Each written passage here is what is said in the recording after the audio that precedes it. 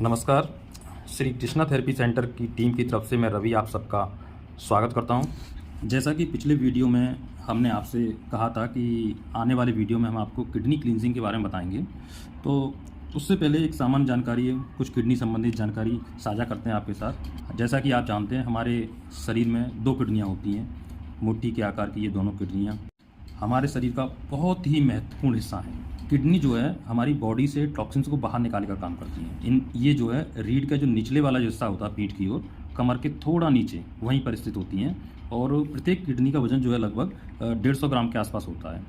इनका रंग जो होता है वो लाल भूरे रंग, सेम के बीच के आकार की, और हमारे हाथ की जो मुट्ठी होती है उसके लगभग इसका आकार होता है। किडनी के जो बाहरी हिस्सा होता है उसे कॉर्टेक्स बोलते हैं, उसमें नेफ्रॉन नाम की लगभग 12 लाख फिल्टरिंग इकाइयाँ होती हैं जो हमारे ब्लड को फिल्टर करने का काम करती हैं। दोस्तों, जैसा कि आप जानते हैं कि हमारे गुर्दे जो हैं लगभग एक दिन में 300 बार ब्लड को फिल्टर करते हैं। जो अंग इतना अधिक कार्य करता हो प्रत्येक दिन, तो निश्चित रूप से उसकी साफ सफाई और उसके स्वास्थ्य का ध्यान रखने की जिम्मेदारी बहुत ही अधिक हो जाती है। अगर हम अपनी किडनियों का ध्यान नहीं रखते हैं तो बहुत सारे रोग जैसे diabetes, high blood pressure, low blood pressure और सिर में बार बार दर्द होना, पीठ के आसपास दर्द होना, जोड़ों में दर्द होना, पेशाब में जलन होना, पेशाब की मात्रा फ्रीक्वेंसी में बदलाव होना, खासकर रात के समय। उसके अलावा हड्डियों में अगर किसी को दर्द की शिकायत है और मूत्र त्याग के दौरान किसी को जलन या दर्द महसूस होता है जो हो सकता है किसी इन्फेक्शन का नतीजा हो, और उसके अलावा किसी की आँखों के नीचे, चेहरे, एड़ियों व त्वचा के अन्य हिस्सों में से सूजन वगैरह आ जाती है, और उसके अलावा त्वचा संबंधी अगर किसी को रोग है, और उसके अलावा किसी को बहुत ही जल्दी थकान महसूस हो जाती है सीढ़ियाँ चढ़ने में और अधिक कार्य करने में। उसके अलावा शाम के वक्त जो व्यक्ति अपने आप को बहुत ही कमज़ोर या थकान महसूस करता है, तो निश्चित रूप से ऐसे व्यक्ति को किडनी क्लींज की आवश्यकता होती है। दोस्तों, किडनी क्लींज करने से इतने अच्छे और चमत्कारिक परिणाम मिलते हैं, एक बार करने के बाद आप निश्चित रूप से लगातार खुद से करना महसूस करेंगे और अपने मिलने वाले रिश्तेदार और जितने भी आपके परिचित हैं या कोई रोगी व्यक्ति है उसको करने की आप सलाह भी देंगे, ऐसा मेरा मानना है। किडनी क्लींज के साथ साथ अगर आप अपनी जीवन शैली में अत्यधिक नमक का सेवन करना बंद कर देंगे, अधिक चीनी का प्रयोग नहीं करेंगे, अधिक पका हुआ भोजन नहीं खाएंगे, तो निश्चित रूप से आप अपने गुर्दों को बहुत ही लंबे समय तक स्वस्थ रख पाएंगे। किडनी क्लींजिंग इतनी अच्छी विद्या है कि हमारे पास हमारे थेरेपी सेंटर में जितने भी पेशेंट आते हैं, हम अक्सर सभी को ये क्लींजिंग घर पर करने की सलाह देते हैं। इसमें बहुत ही कम खर्चा, बाहर से कुछ नहीं लाना होता है, सिर्फ घर में जो सामान्य चीज़ें होती हैं उन्हीं के माध्यम से आप किडनी क्लींजिंग कर लेते हैं और इससे होने वाले अनेक फ़ायदे आपको खुद में नजर आने लगते हैं। जैसे कि आपको बात करूँ कि किसी को अगर किडनी में बार बार स्टोन्स बनती है तो निश्चित रूप से ये समस्या हल हो जाएगी। उसके अलावा जैसे ही आप किडनी क्लींज करेंगे तो चेहरे पर तरोताजगी महसूस करेंगे, आपकी त्वचा चमकदार होगी। उसके अलावा आंखों में नीचे जो डार्क सर्कल हो जाते हैं उसमें भी आपको परिणाम मिलेगा। शरीर में एनर्जी का लेवल बढ़ेगा, ब्लड में हीमोग्लोबिन का स्तर बढ़ेगा, अच्छी नींद आपको आएगी। शरीर में कैल्शियम की कमी जो अक्सर हो जाती है, अक्सर लगभग जैसे कि कहना चाहूँगा बुजुर्ग लोगों को कैल्शियम की बहुत ज़्यादा कमी और बहुत सारे रोगों से उनका सामना होता है, तो वो समस्या भी उनकी ठीक हो जाती है। इससे शरीर की हमारी कार्य क्षमता बढ़ जाती है और BP low, BP high, blood pressure जिसका लो और हाई होता है वो किडनी क्लींस करने से बेहतर होता है। खुद में फ़र्क कुछ ही दिन में नज़र आने लगता है, किसी भी औषधि की, किसी भी ट्रीटमेंट की आवश्यकता नहीं होती है। गंभीर रोगों में सिर्फ 1-2 हल्की मेडिसिन हैं जो हमारे वात पित्त कफ को नियंत्रित करती हैं। रोग के अनुसार, शरीर की समस्या के अनुसार उनको अगर हम जोड़ लेते हैं किडनी क्लींजिंग में, तो निश्चित रूप से उसमें भी अपेक्षित परिणाम हम लोगों को मिल जाते हैं। किडनी क्लींजिंग से और भी 3 महत्वपूर्ण रोगों में बहुत ही अच्छे परिणाम हमें अक्सर देखने को मिले हैं, जिनमें सबसे पहला जो हेयर फॉल की जो प्रॉब्लम है, अक्सर महिलाओं में भी पुरुष में भी, जिनके बाल टूटते हैं, बाल पक जाते हैं, बाल झड़ते हैं, बालों में ड्राइनेस रहती है, उनमें बहुत ही अच्छा परिणाम देखने को मिलता है। पहली क्लींजिंग से ही बाल टूटना, बाल गिरना, बाल पकना, उसमें रिजल्ट देखने को मिल जाता है। उसके अलावा महिलाओं में माहवारी संबंधित, पीसीओडी संबंधित कोई शिकायत होती है, उसमें भी इससे अच्छा रिजल्ट देखने को मिला है। और पुरुषों में या नवयुवकों और भी ऐसे छोटे बच्चे जो होते हैं, अक्सर जो बेड वेटिंग जिसे बोलते हैं, बिस्तर पर पेशाब करने की जो समस्या होती है, वो भी इससे पूरी तरह ठीक हो जाती है। आइए अब आपको जानकारी देते हैं किडनी क्लींस की सही विधि और सेवन करने की विधि क्या है। दोस्तों ध्यान रखिएगा, 20 वर्ष से कम आयु के बालक बालिका को मेरे हिसाब से किडनी क्लींजिंग की आवश्यकता नहीं होती है। फिर भी अगर वह बालक बालिका किसी गंभीर रोग से परेशान है, पीड़ित है, तो चिकित्सक या अपने वैद्य की सलाह से आप किडनी क्लींजिंग करा सकते हैं। किडनी क्लींजिंग के लिए आपको 2 चीज़ों की आवश्यकता होती है। एक हरा धनिया, जो अक्सर सभी जगह मिल जाता है। दूसरा, अगर आप करना चाहते हैं तो कॉर्न सिल्क, जिन्हें भुट्टे के बाल बोलते हैं, उसका भी आप प्रयोग कर सकते हैं। दोनों में से किसी भी जो भी आपको अच्छा विकल्प लगता है, आसान है जिससे करना या आसानी से उपलब्ध है अच्छी क्वालिटी में, आप उसका प्रयोग कर सकते हैं। एक दिन की क्लींजिंग के लिए जो आवश्यक सामग्री है, उसमें अगर आप कॉर्न सिल्क का इस्तेमाल करते हैं तो ये कॉर्न सिल्क जो भुट्टे के बाल बोले जाते हैं, अगर वो सूखी में उपलब्ध हैं, ड्राई हैं, तो 50 ग्राम की मात्रा काफ़ी होती है। और अगर वो ताज़े हैं तो लगभग 500 ग्राम आपको एक दिन में इसकी आवश्यकता होती है। उसके अलावा हरा धनिया, अगर आप हरे धनिए से करना चाहते हैं तो हरा धनिया 500 ग्राम एक दिन की क्वांटिटी है। अब इसको बनाना कैसे है, इसका एक काढ़ा बनाया जाता है। काढ़ा बनाने के लिए सबसे पहले आप स्टील का बर्तन लीजिएगा। ध्यान रखिएगा स्टील का ही बर्तन होना चाहिए, एल्युमिनियम या अन्य धातु का बर्तन आपको इस्तेमाल नहीं करना है।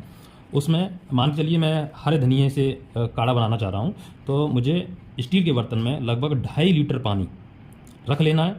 उसमें लगभग 500 ग्राम हरे धनिया, यानी ताज़ा धनिया बाज़ार से या आपके बाग में आसपास घर पे कहीं पे भी उपलब्ध है, वहाँ से आपको ताज़ा हरा धनिया लेना है। रखा हुआ सूखा हुआ धनिया नहीं होना चाहिए। उसको काटना नहीं है, छांटना नहीं है, वो जैसा भी है, बस उसको ला करके पहले पानी में धो लीजिए और बस फिर काढ़ा बनाने के लिए आप तैयार हैं। जो स्टील के बर्तन में आपने जो 2.5 लीटर पानी लिया है, उसमें आधा किलो 500 ग्राम हरे धनिए की पत्ती साबुत ऐसे ही डाल दीजिए और उस पानी को उबालिए। तब तक उबालिए जब तक वो पानी जलकर लगभग आधा ना हो जाए। 1.5 लीटर 1.25 लीटर के आसपास जब आपको लगे कि हाँ लगभग इतना पानी रह गया है, उतार लीजिए, छान लीजिए और किसी बर्तन दूसरे बर्तन में से ले लीजिए। ये हरे रंग का पानी जो है तैयार हो जाएगा। हरे धनिए की जगह अगर आप भुट्टे के बालों का प्रयोग करते हैं तो ब्राउन रंग का पानी तैयार हो जाएगा। फिर से दोहराना चाहता हूँ कि अगर आपने भुट्टे के बाल लिए हैं, अगर वो ताज़ा बाल हैं तो 500 ग्राम, अगर सूखे हुए बाल हैं तो सिर्फ 50 ग्राम। पानी की मात्रा समान रहेगी, चाहे ताज़ा बाल हों, चाहे सूखे बाल हों, या हरा धनिया हो, या भुट्टे के बाल हों, या किसी अन्य जैसे तरबूज के बीज से भी बहुत से लोग करते हैं, पार्सली से भी बहुत से लोग करते हैं। किसी भी सामग्री को आप ले रहे हैं, पानी की मात्रा 2.5 लीटर रहेगी। 2.5 लीटर पानी जब आप उनको उबाल कर जब आधा पानी जल जाएगा, छान कर दूसरे बर्तन में आप कर लेंगे, तो छान करके इस पानी को आपको पीना है। ये पानी 3 बार पिया जाएगा, सुबह सुबह खाली पेट। उसके 1 घंटे बाद आप अपना नाश्ता कर सकते हो। फिर दोपहर को खाना खाने से 1 घंटे पहले, लगभग अगर सुबह आपने पानी जो है 7 बजे लिया है तो दोपहर को आप 11 बजे के आसपास फिर से पी सकते हो। और फिर लगभग 5 घंटे बाद शाम को लगभग 4 और 5 बजे के आसपास फिर से आपको यही पानी पीना है। पीने की मात्रा विशेष ध्यान से सुनिएगा। मान के चलिए 1.5 लीटर पानी सुबह में आपने तैयार किया। आप गुनगुना पीना चाहें गुनगुना भी पी सकते हैं। आप ठंडा उसे करके तब पीना चाहते हैं तो आप ठंडा करके भी इस पानी को पी सकते हैं। इस पानी को आपको एकदम पेट भर के पीना है। मान के चलिए सुबह अगर मेरी क्षमता 3 गिलास पानी पीने की है तो मुझे किडनी क्लींजिंग की थ्रू इसे लगभग 3.25 की मात्रा में पीना है। मतलब थोड़ा आपको एक्स्ट्रा अधिक पानी पीना है, ऐसा लगना चाहिए पेट एकदम भर गया हो। अगर मैं और ज़्यादा पीऊँगा तो मुझे वॉमिटिंग, उल्टियाँ वगैरह हो जाएंगी, या मेरा पेट फूल रहा है, मेरा पेट में दर्द हो रहा है, ऐसी स्टेज तक अगर आप इस क्रिया को करते हैं तो बहुत ही अच्छा रिजल्ट आपको देखने को मिलेगा। अगर करने के दौरान आपको लगे मेरा पेट भारी भारी हो रहा है, पेट में दर्द हो रहा है, मुझे उल्टियाँ की शिकायत हो रही है, तो आपको घबराने की आवश्यकता नहीं है। सिर्फ आप थोड़ा सा टहल लीजिए, 5 से 10 मिनट में वो तनाव, वो दर्द, वो वॉमिटिंग की शिकायत वो खुद से चली जाती है। तो किसी प्रकार का कोई डाउट नहीं है, क्योंकि हमने सैकड़ों लोगों पर आजमाया हुआ है, खुद भी करते हैं, औरों को भी कराते हैं, अभी तक किसी पर कोई शिकायत नहीं आई है। बहुत ही अच्छे परिणाम इसके देखने को मिलते हैं।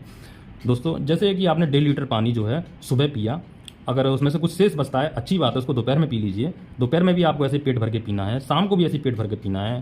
अगर आप ये सोच रहे हैं कि 1.5 लीटर पानी 3 बार के लिए नहीं होगा, तो मैं आपको बता दूं, जो आपने हरा धनिया सुबह उबाला था, उस धनिए को आपको फेंकना नहीं है, सिर्फ पानी को निकालना है।